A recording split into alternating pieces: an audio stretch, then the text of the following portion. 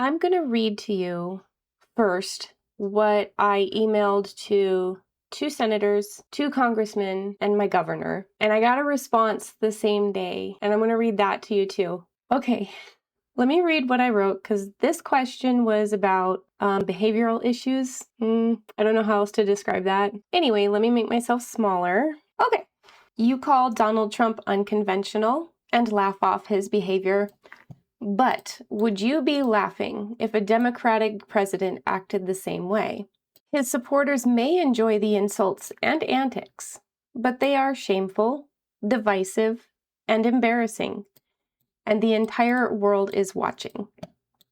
His remarks are repeatedly racist, derogatory, and inflammatory, sometimes encouraging violence and reckless behavior. At what point will you stop excusing this conduct and admit that this is unfit for a president and dangerous for the country? Okay, if you scroll down, when you're in my question sections of my site, there should be a little blurb at the bottom saying whether I emailed it to Congress members or not, and if they responded, and if so, what they said. The only thing I've not included yet is what state I'm in or which senators or congressmen that I reached out to, because I'd like to keep my identity safe since this is the internet and there are a lot of crazy people out there. So I submitted this on July 17th, 2026. I sent this question to 2 congressmen, 2 senators, and a governor. I realized that you're only supposed to send to the congressman in your district, but at this point I don't care.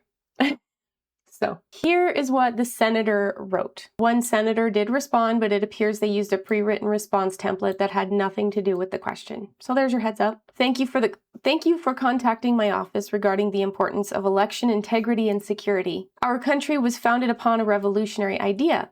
That idea was to institute a system of government which operates for the people and by the people. Protecting the integrity of our election is paramount to ensuring the well-being of our fundamentally democratic society. Any infringement on our democratic process undermines our entire democratic system. My primary mission as your United States Senator is to make government work with proven, whatever state, solutions that are ready for America. To better inform my decision-making, it is important that I hear ideas, concerns, and opinions of all residents of this state. I appreciate the time and effort you took to provide input on the integrity of our election process and will keep it in mind as the U.S. Senate considers this issue. Okay, I didn't ask anything about election integrity. That's going to be a question in the future. That's not what I said. This tells me a couple of things. One, it was a canned response. Maybe they have some folks who work in the office who are just supposed to respond, or maybe AI does it for them, but it was a canned response. 2, nobody read my email, and nobody's probably going to read my email. So yeah, they don't want to listen. They're not going to listen. That email that I sent to them was right after Trump stood up and did a 25-minute spiel on national television about election interference and election fraud. So I'm thinking that the senator in my state probably was anticipating a lot of angry emails from his constituents and just decided to create one long canned response about election interference and then just send it out to anyone who emailed them. So they're not So yeah, they just maybe assumed that's what I was asking about, didn't bother reading it, and then sent me this canned response. So it breaks my heart because I already know that my governor is very MAGA, my senator is very MAGA, my congressmen are very MAGA. They're also Christian nationalists. They've absolutely drank the Kool-Aid. They're beyond saving, okay? But that also means that I live in a state where my leadership does not care about me or people like me. Anyways, okay. Now let me tell you my spiel if you don't already know. So I built a database about everything that the Trump administration has done. I'm trying to organize everything that's ever happened into categories and then put everything into a timeline. You don't have to go to my website. And if you like the question that I asked and you want to ask your leadership as well, I'm going to put a copy of it in the description below, just so you can copy and paste it. I don't expect anybody to go to my database because everybody has enough resources. And I think we're all kind of traumatized. And if anything, we all kind of need a break from all of the sources. But let me just show you what I'm talking about, just to visualize what it is that I'm doing. I have all of these categories. Within those categories, I have subcategories. For example, there are different aspects to concerns over health, like our food safety, who's taking care of our elderly, measles outbreaks, etc., COVID. But also underneath those subcategories, there are dates. So I'll give you an example. Here's one for COVID. I have them down by dates only because that's how my programming ended up working. I don't know if it was a good idea or not, but I'm not changing it now. I'm too far into it. Let's click on a date. So we'll click on 2021 as an example. It will bring you to a landing spot within that whole subcategory around 2021. I hope it's not making you dizzy. So I'm in 2021, but if I scroll up, I'll get into 2020. If I scroll down, eventually I'll get into 2022. Basically, it doesn't matter what date you pick. You can go to any date. It'll get you into the same it will get you into the same subcategory. And then I will have an event. And the events are dated like this, just for organization purposes, but there will be an event. And then I will put news sources here. Most news sources, I have at least 3, but the time it takes to put all of my links and everything is getting astronomical. Let's go back to that question that I had asked in the beginning. So there's really 2 ways where there are 2 ways to find those questions. One is on town hall questions, or you can go down to the category itself, and then there will be a section called 30-second questions. Underneath those questions, if you're at a town hall, the question is designed to be roughly 30 seconds long. And then underneath, there will be just a handful of sources. I'm trying to keep it under 7 sources, but sometimes I get excited and put more. But there are things that can help support your argument when you're up there asking in a town hall.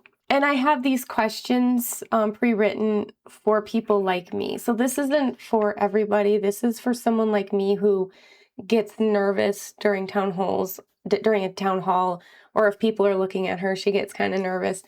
So this just kind of helps other folks like myself who need a little structure and help in asking questions. That's all. I'm not trying to push my questions on anyone, make it your own.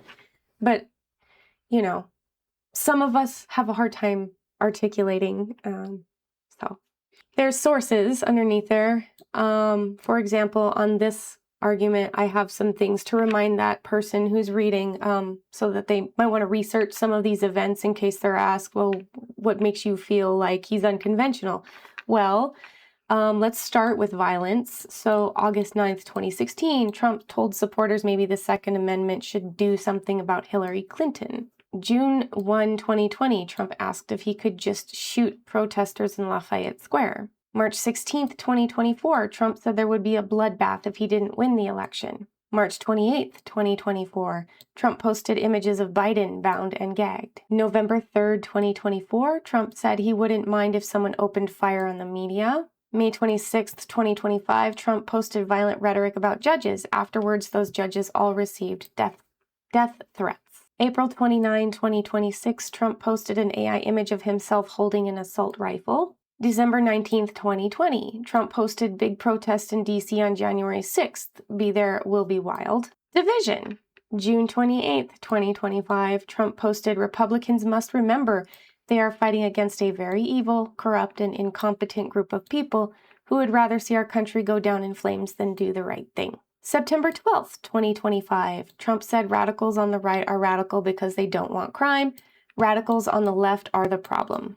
March 22nd, 2026, Trump posted, now with the death of Iran, the greatest enemy America has is the radical left, highly incompetent Democrat Party. February 6th, 2026, Trump posted AI video of the Obamas as apes. November 27, 2025, Trump mocked Ilhan Omar's hijab.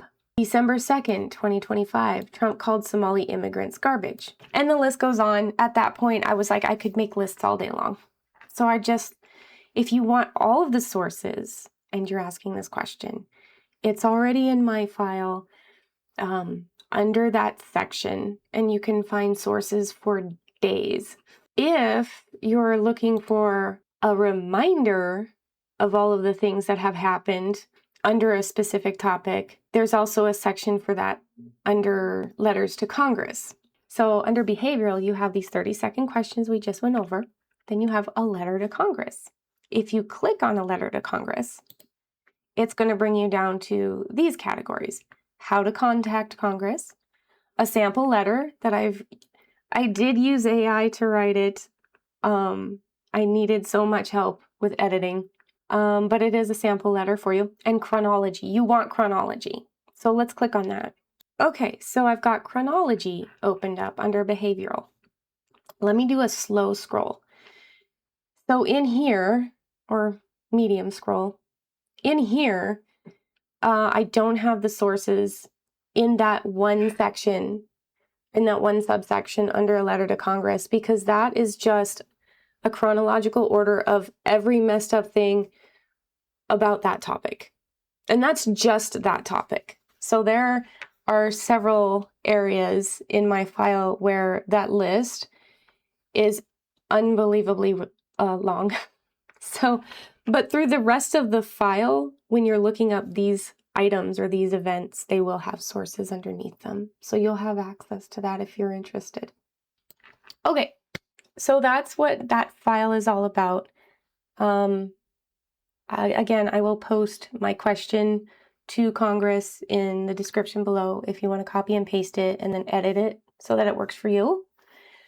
And if you want more questions about other things, that is my new project in this file, is adding questions. I also have a contact. So if you want me to add a question, I will try to check my email, but I just got a job, so I'm not really sure how available I will be to continue this, but I'm going to try. All right.